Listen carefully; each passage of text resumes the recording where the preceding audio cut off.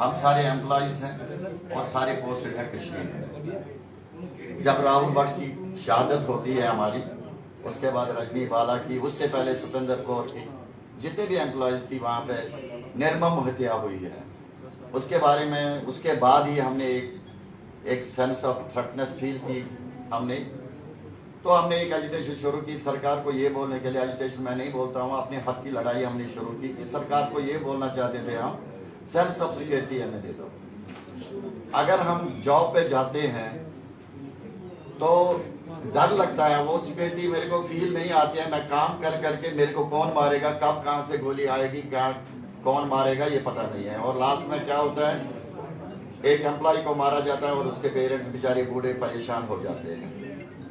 आपने देखा होगा इन 32 सालों में, जब से हमने कश्मीर ज्वाइन किया, जब से कश्मीर से 90s में निकले हैं, तब से आज तक मुझे नहीं लग रहा सिनेरियो कोई चेंज हुआ। हाँ, एक चीज जरूर हुई, पहले तो लोग कैल्शियम कोप लेके आते थे और मारते थे, झुंड में आते थे मिलिटेंट। अब तो हाइब्रिड टेररिज्म शुरू हो गया, अब तो सबको पता होगा, अब पिस्टल्स आ गए हैं और ये ज्यादा घातक है। बंदूक तो दिखती थी दूर से, मगर ये पिस्टल्स तो दिखते नहीं हैं। और दुर्भाग्य ये है कि अब लोकल पब्लिक भी, लोकल क्राउड भी इन्वॉल्व हुआ है इसमें। तो जब हमारे ये एम्प्लॉय सारे बेचारे मारे गए, निर्मम हत्या की गई उनकी, तो हमने एक सरकार से गुहार लगाई, भाई हमें सेव कर दो, हम नहीं मरना चाहते ऐसे।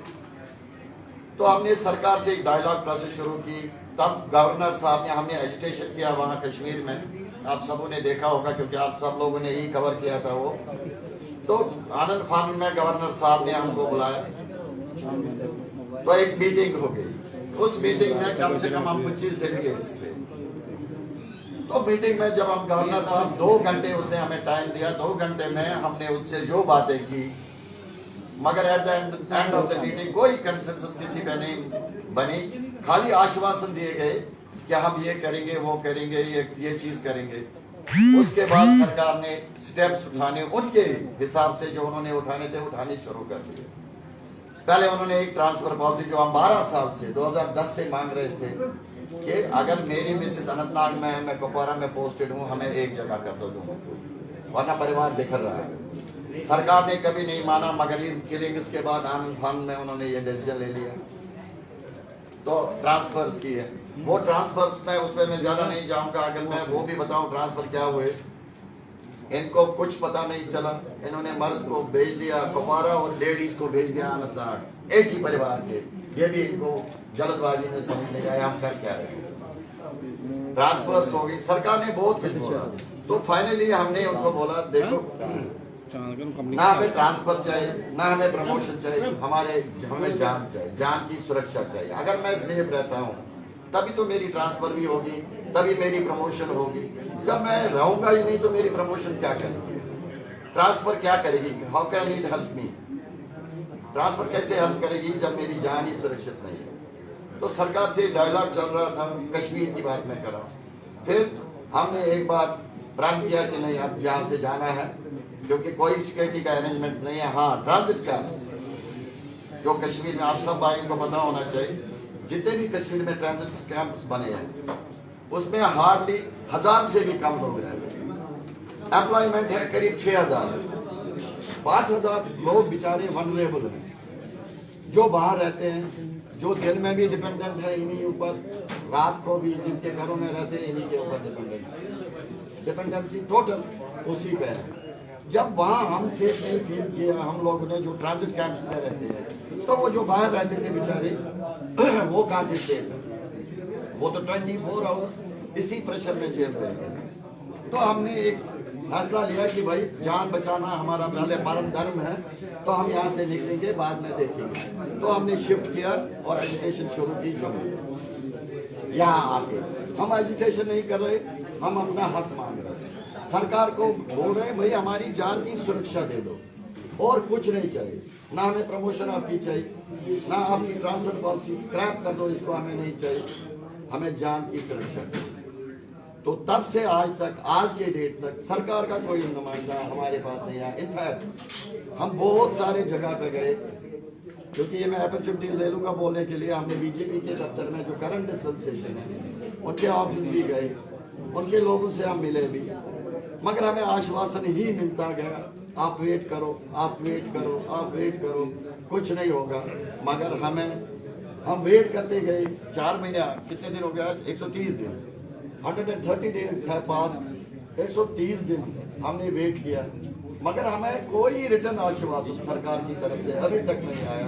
वर्बली सारे बोलते हैं, मगर हमारे साथ क्या दुर्भाग्य होता है, हमारी सैलरीज बंद हो गई, हमारे शो का नोटिस आने लगे।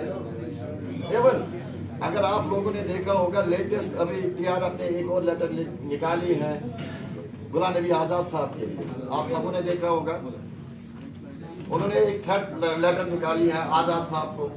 उसके नीचे अगर आप कॉन्टेक्ट पढ़ोगे, उसमें भी हमारा ही नाम, लेटर उनको निकाला मगर यूज किया गया हमको। उसमें हमें बीजेपी का स्टूज बताए गए, उसमें हमें बोला गया ये अजीत डोभाल के पेड एजेंट्स है, बहुत कुछ बोला गया। RSS के स्टूज हैं, ये ट्रेनिंग करके आए हैं, ये यहाँ की डेमोक्रेसी चेंज करने आए हैं। तो देखो, अगर इतनी क्रिटिसिज्म, इतना जहर भरा हुआ है उनके दिमाग में, तो हम एज एम्प्लॉय निहत्ते क्या करेंगे? हमारा क्या से है वहां? हम सरकार को तो यही बोल रहे हैं, भाई हमारी जान की सेफ्टी करो जैसे आपको लगे। जब तक आप सरकार को आप लास्ट रिक्वेस्ट करते हैं, भाई हमें रिलोकेट कर दो।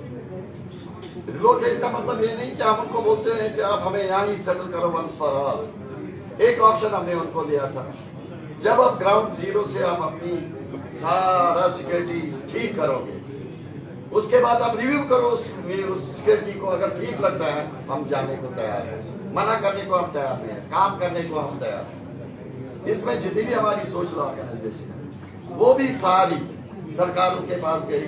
टाइम पे उन्होंने सरकार से गुहार लगाई कि भाई ये बच्चे हैं, छोटे बच्चे हैं, इनकी जान खतरे में है, इनको सेफ गार्ड करो। तो सरकार को आज तक, अभी टिल नाउ, अभी मैं आपके सामने बैठा हूं, अभी तक हमें कोई भी, हाँ वर्बली आश्वासन बहुत मिले हैं, मगर कोई इन राइटिंग हमें कुछ नहीं मिला है।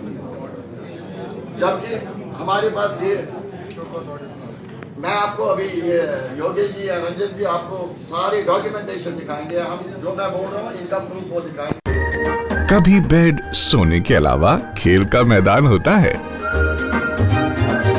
खाने की मेज पर खाने के अलावा अपनों का साथ होता है, जहां सोफे पर पूरा परिवार एक साथ दिखता है, आईने के सामने श्रृंगार के साथ कभी कभी प्यार होता है। इसीलिए तो हम कहते हैं कि एक मकान घर तब बनता है जब वो KS फर्नीचर से सजता है।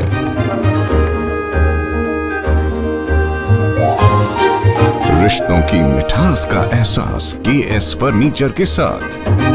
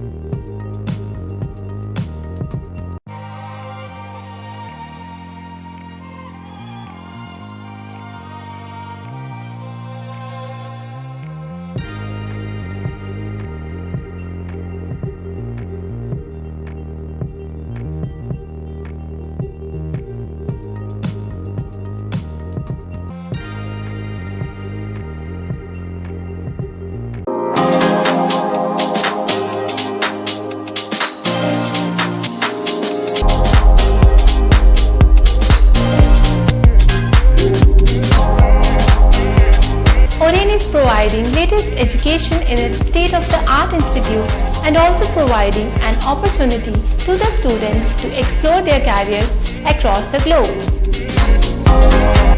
और रेन का एकमात्र उद्देश्य है युवाओं को अंतर्राष्ट्रीय स्तर पर ब्यूटी एजुकेशन देना। Advance diploma in aesthetic and hair dressing की विदेशों में फी 12 से 5 या 6 गुना ज़्यादा है, जबकि ओरेन बेहद कम फीस में ये कोर्सेज करवा रहा है।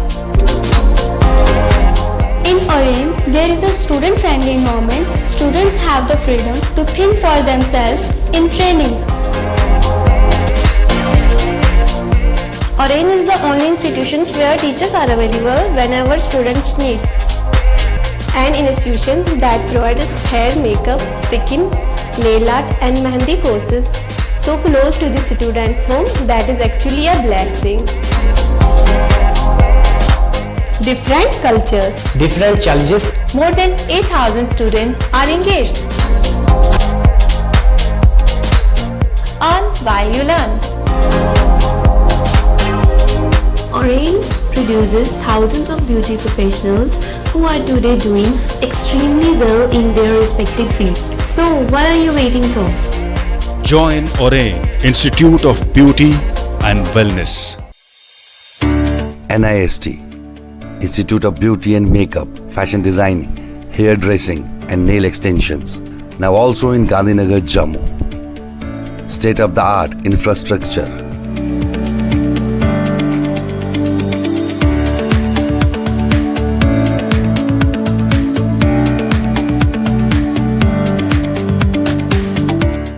Real-time practical and skill-based education and highly qualified trainers.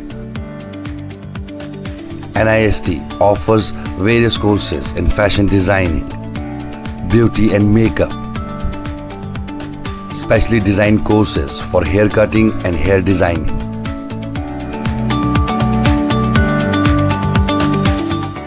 And also crash course for nail extensions. NIST encourages women's education, and our creative courses not only develop a woman's mindset and personality but also help her to attain positive thoughts. NIST offers all courses with affordable fee. Come, learn and exit with multi-dimensional career opportunities to come out in flying colors. NIST, the right choice for women empowerment. Admissions are open in beauty and makeup, fashion designing, hair dressing and nail extensions. NIST, 40AD first floor near Greenfield School, Gandhinagar, Jammu and Sidco Chowk, Axis Bank Building, Bari Brahman.